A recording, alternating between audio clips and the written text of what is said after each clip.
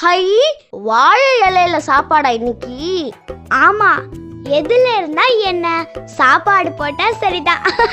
சரியான சாப்பாட்டு ராமன். அது சரி, உனக்கு தெரியுமா சுப்பு, வாழை மரத்தோட எல்லா பாகங்களுமே நமக்கு பயன் தரக்கூடியது. அது எப்படி? சொல்றேன் கேளு.